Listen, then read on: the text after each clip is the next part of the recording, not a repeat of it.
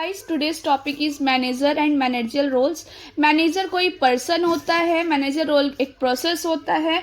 अब जानते हैं मैनेजर कौन होता है। मैनेजर एक ऐसा सिंपल पर्सन होता है, उसके पास कुछ क्वालिफिकेशंस होती है। मैनेजर इज एन इंडिविजुअल जो कोऑर्डिनेट करता है और कंट्रोल करता है फॉर्मल ग्रुप्स को, जो कि फॉर्मल ग्रुप्स क्या क्या हो सकते हैं, school, business firm, cricket team, army, government, इन सबको जो कोऑर्डिनेट करे, कंट्रोल करे। और मैनेजर के कुछ स्पेसिफिक वर्क्स भी होते हैं, जैसे प्लानिंग करना, ऑर्गेनाइजिंग करना, स्टाफिंग करना, डायरेक्शन देना एम्प्लॉयज़ को, सबऑर्डिनेट्स को, कंट्रोल करना। ये सब वर्क्स होते हैं मैनेजर्स के। जो सबऑर्डिनेट होते हैं वो मैनेजर टीममेट्स होते हैं। अभी कुछ स्पेसिफिक डेफिनेशन दिया गया है मैनेजर्स के, तो देखते हैं। A manager accomplishes result through the efforts of other people. Manager show करता है रिजल्ट्स को, जो कि जो बाकी के टीममेट्स होते हैं जो एफर्ट्स लगाए रहते हैं उससे क्या रिजल्ट निकलता है।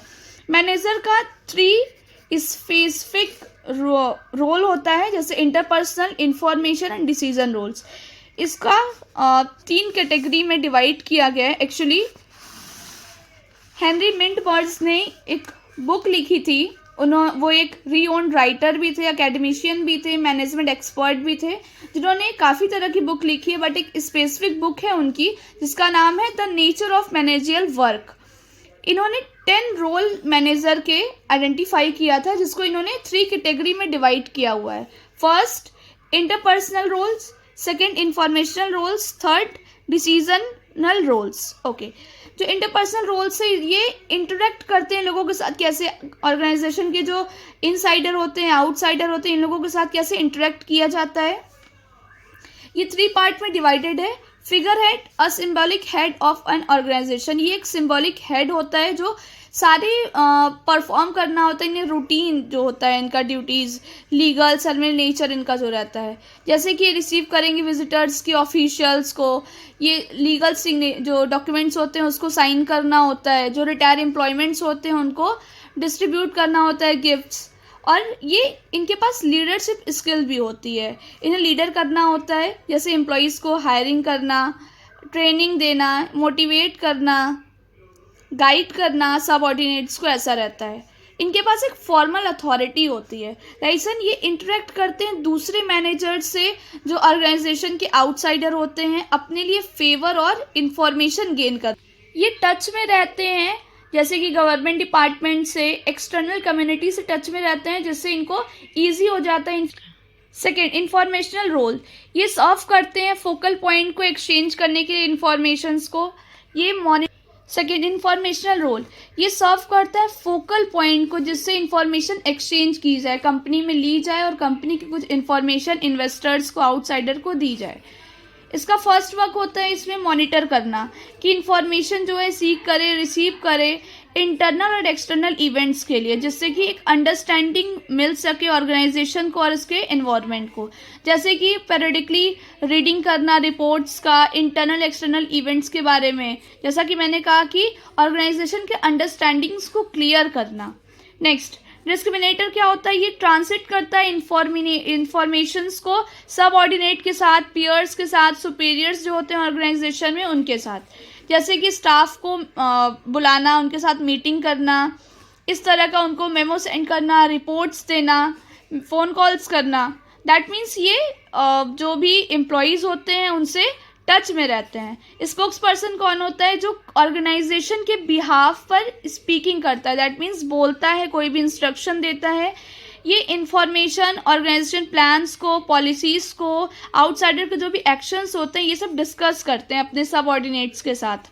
ये इसीलिए स्टेटमेंट्स भी देते हैं प्रेस में, सप्लायर्स के साथ कॉन्वर्सेशन करते हैं, लोकल ग्रुप्स को भी ये स्पीच देते हैं। अब थर्ड वन है डिसीजनल रोल्स।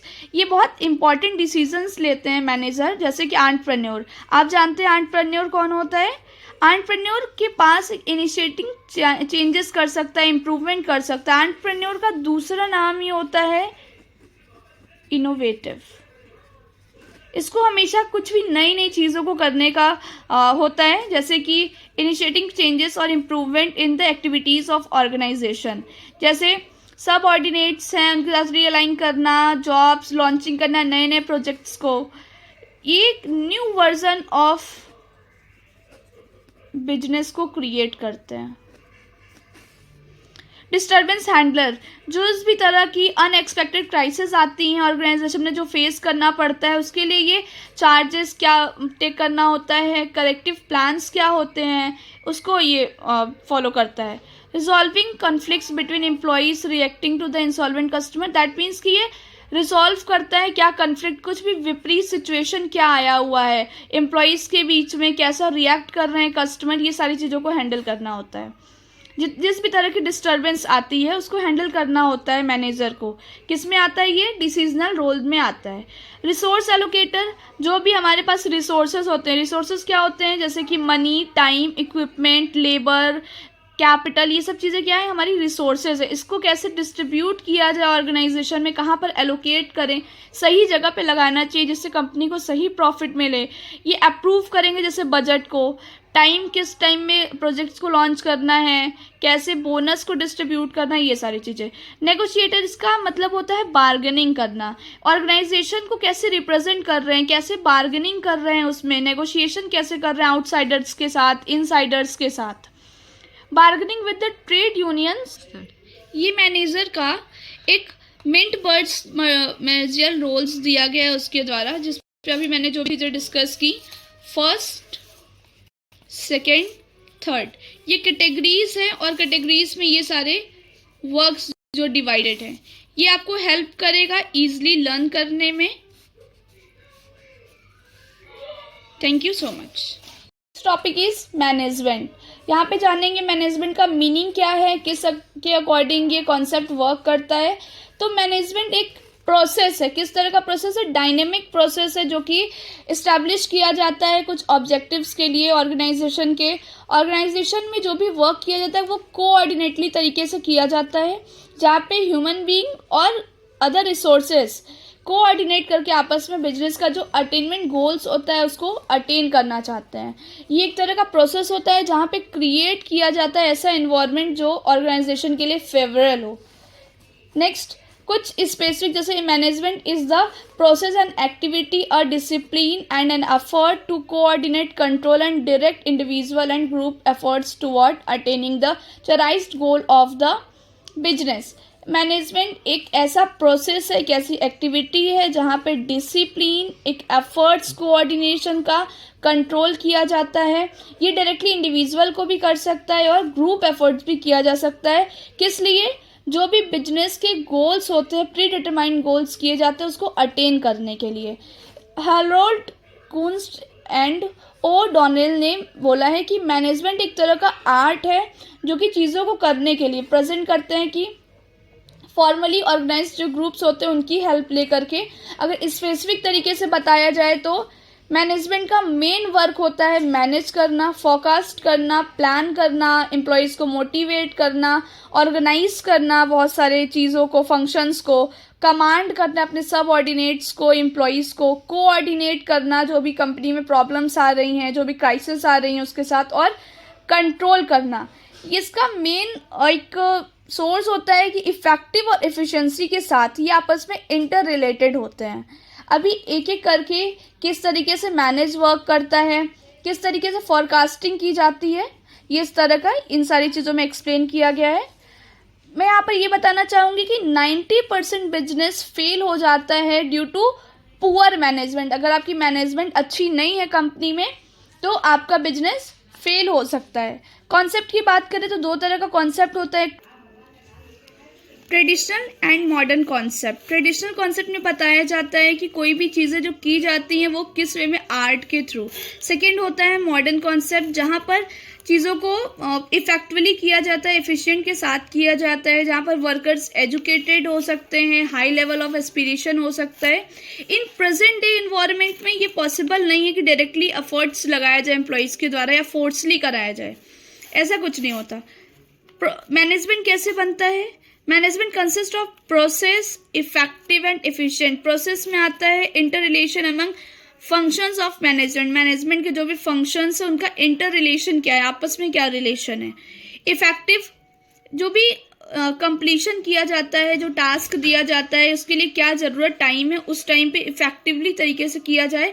और एफिशिएंट, दैट मीन्स कि कम कॉस्ट के साथ अपने वर्क को कैसे कंप्लीट कर सकते। मैनेजमेंट जो कि जिसमें एक प्रॉपरली इंटर रिलेशन प्रोसेस होना चाहिए, एक इफेक्टिव वे से कोई भी टास्क को कंप्लीट करना चाहिए एंड मिनिमम कॉस्ट पर कंप्लीशन हो जाना चाहिए वर्क का।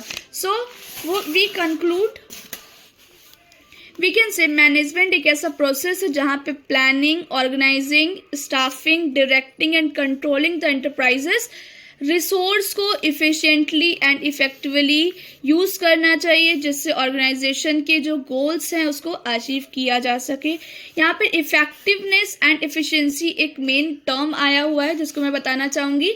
मैनेजमेंट में इफेक्टिवनेस मीन्स कोई भी टास्क को सही तरीके से किया जाए और वर्क को कंप्लीट किया जाए और अपने गोल्स को अचीव कर सके। एफिशिएंसी में क्या होता है, सारी चीज़ों को प्रॉपरली इफेक्टिवनेस की तरह ही किया जाए बट उसमें ऐड कर दिया जाएगा minimum cost. So that is the definition of management. इधर कुछ स्पेसिफिक तरीके से दिया गया है नेम, जिधर फेमस होते हैं Peter F Drucker, next Henry foil. ये लोग के इंपॉर्टेंट डेफिनेशंस होते हैं। अगर आप लर्न करके अपने नोटबुक में लिखते हो, एग्जामिनेशन में लिखते हो, तो it will be give you a very good impact on your marks. Okay, characteristics of and features of management. सभी मैनेजमेंट गोल ओरिएंटेड प्रोसेस होता है जहाँ पे जो भी एम्प्लॉयज़ होते हैं, सबऑर्डिनेट होते हैं, उन्हें क्लियरली स्टेट किया जाता है कि मैनेजमेंट के क्या गोल्स हैं। Different organization have different goal. अलग अलग ऑर्गेनाइजेशन होते हैं, उनके अलग अलग गोल्स होते हैं। एडवर्टाइजिंग कंपनी होगी, वो कैंपेनिंग करते हैं, काफ़ी चीज़ें करते हैं, उनका गोल अलग होता है। उसी तरीके से नेचर ऑफ बिजनेस पे डिपेंड करता है, किस तरह का नेचर है उस तरह का उनका गोल होगा। मेनली गोल होता है कंपनी का प्रॉफिट अर्न करना। Next, the success of management measured by the, इधर मैंने स्ट्रक्चर वाइज लिखा है। कोई भी मैनेजमेंट का अगर आपको सक्सेस मेजर करना है तो आप एक्सटेंड के तरीके से अपने गोल्स को कितना आपने अचीव किया है, कितने लिमिटेड टाइम में, इस तरीके से आप मैनेजमेंट को आप अपने मेजर कर सकते हैं कि उसमें कितना सक्सेस है। Second, management is all pervasive, that means ये एक यूनिवर्सल कॉन्सेप्ट होता है जो कि हर जगह अप्लाई होगा, चाहे वो प्रॉफिट मेकिंग कंपनी हो, नॉन प्रॉफिट मेकिंग कंपनी हो, बिजनेस हो और नॉन बिजनेस ऑर्गेनाइजेशन हो। इवन हॉस्पिटल में, स्कूल में, हॉस्टल में, क्लब में, घरों में भी कभी कभी मैनेजमेंट की जाती है। मैनेजमेंट मल्टी डायमेंशनल होता है, इसकी एक्टिविटी वेरी कॉम्प्लेक्स होती है, जिसपे 3 मेन डायमेंशन में डिवाइड किया गया है। फर्स्ट, मैनेजमेंट ऑफ वर्क, कि प्रॉपरली अच्छे तरीके से वर्क डिपेंड करता है नेचर ऑफ बिजनेस पे कि अचीविंग गोल्स में हमें हेल्प मिल सके। Next, management of people, that means कि ऐसे पीपल जो डेवलप करे, डेवलपमेंट में हेल्प करे कंपनी के। जैसे man power is an important asset of an organization. Man power human resource power होता है जो कि बहुत इंपॉर्टेंट होता है। दैट मीन्स अगर आप कोई भी ऑर्गेनाइजेशन बना रहे हो, वहाँ पर ह्यूमन की तरफ से आपको कोई हेल्प नहीं मिली है। अब आप कह सकते हो कि मशीन के द्वारा भी कर सकते हो, बट मशीन को चलाने के लिए भी तो ह्यूमन की ज़रूरत पड़ती है। So management of operation, any type of organization for its survival, बोल रहा है कि कोई भी ऑर्गेनाइजेशन के सर्वाइवल के लिए आपको प्रोड्यूस एंड प्रोवाइड सर्विस, आपको प्रोड्यूस करना पड़ेगा और या फिर सर्विस को प्रोवाइड करना होता है। जैसे कि अगर आप फिनिश गुड्स क्रिएट कर रहे हो तो उसके लिए आपको रॉ मटेरियल की भी ज़रूरत पड़ती है, टेक्नोलॉजी की भी ज़रूरत पड़ती है। So next, management is a continuous process. मैं इसमें हमेशा कंटिन्यू चलता रहता है। इसकी ज़रूरत इसलिए पड़ती है क्योंकि जो प्रॉब्लम्स होते हैं और इम्प्रूवमेंट किया जाता है, solution of problem and improvement. हमारी कंपनी है, उसमें ऑर्गेनाइजेशन है, उसमें कुछ प्रॉब्लम्स आ रही हैं या प्रॉब्लम नहीं भी आ रही हैं तो कोई भी चीज़ है उसको इम्प्रूव करना होता है। इस बेसिस पे we can say that management is a continuous process. इधर स्ट्रक्चर वाइज है, आप लर्न करने में आपके लिए ईजी हो। Management is a group activity, यहाँ पे टीम वर्क होता है। मैनेजमेंट क्या है, टीम वर्क है। उसमें जो वर्क करते हैं उनको मैंने बताया टीममेट्स कहा जाता है। An organization is a collection of diverse individual with different needs, बोल रहा है। ऑर्गेनाइजेशन एक डाइवर्स, अलग अलग तरह के इंडिविजुअल्स होते हैं जिनकी अलग अलग ज़रूरत होती है। इंडिविजुअल को हम कह सकते हैं आई एंड टीम्स को हम कह सकते हैं वी। अगर हम कोई भी काम अकेले करते हैं सो वी कैन से कि I have done this project, but अगर कोई भी वर्क टीम के साथ की जाती है so we can use we. A successful team beats with one heart. एक सक्सेसफुल टीम एक हार्ट की तरह बीट करती है, जो कि हमेशा अगर सब साथ में वर्क करेंगे तो ये आप ज़्यादा अचीव कर सकोगे। मैनेजमेंट एक डायनेमिक फंक्शन होता है जिसको हम अपने नीड्स के अकॉर्डिंग, दैट मीन्स आप अपने बिजनेस के नीड्स के अकॉर्डिंग यूज़ कर सकते हो। ये ग्रोथ ओरिएंटेड फंक्शन होता है। An organization must change itself and its goal according to needs of environment. Environment में जैसी नीड होती है उसी के अकॉर्डिंग ऑर्गेनाइजेशन को अपने गोल्स को डिटरमाइन करना होता है और खुद को भी उस तरह चेंज करना होता है। मैनेजमेंट एक तरह का इंटेंजिबल फोर्स होता है जिसको हम देख नहीं सकते हैं, ना टच कर सकते हैं, but we can feel it, we can take motivation from it and we will work together to achieve any specific goal और predetermined goal. That means कि आप मैनेजमेंट में एक इंटेंजिबल फोर्स होता है जहाँ पर आप टीममेट्स के साथ मिलकर के कंपनी को प्रोग्रेस कर सकते हो। Management is both a science and an art. Management एक तरह का साइंस है, एक तरह का आर्ट है। साइंस हमें बताता है कि एक systematic body of language, but art बताता है कि how to implement your plans in your organization. Thank you so much.